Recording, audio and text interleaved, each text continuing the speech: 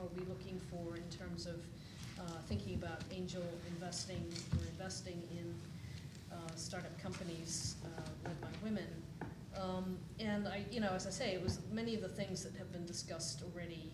You need to be an expert in the space, experience in the space, as serial entrepreneurs, IP, be able to sell both the sizzle and be somebody who can roll up your sleeves and get in and do the work, understanding of how you're differentiated in the market. All those things, I think, are extremely important. There's a couple of other things that, in particular in my space, which is medical devices, which I think is of interest, is especially now with healthcare reform and FDA issues and cost of healthcare, providing healthcare to patients, really need to see a very clear need for the product.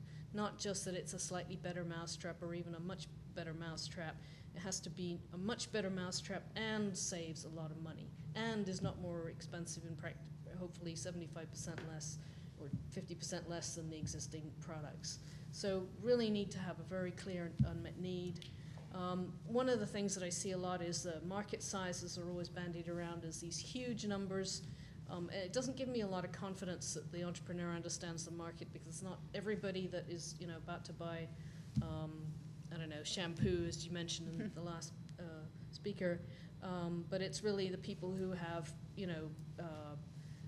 dry hair or whatever the market is. It's a market segment, and I really like to see market segmentation.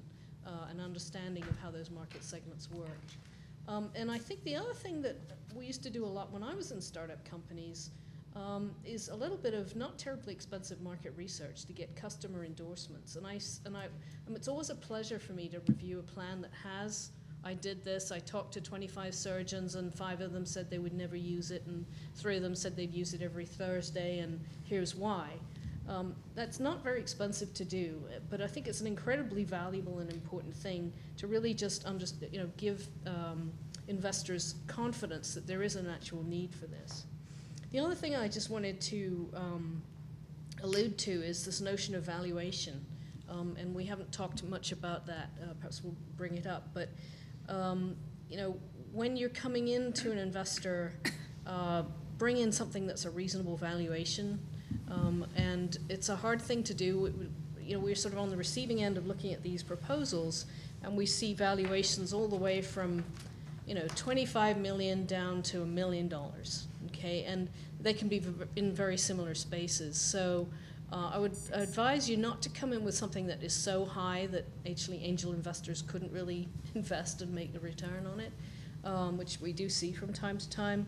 But something that is reasonable and validated within your market. So you might want to do a little bit of extra work, market research on valuations of the types of things that you're doing.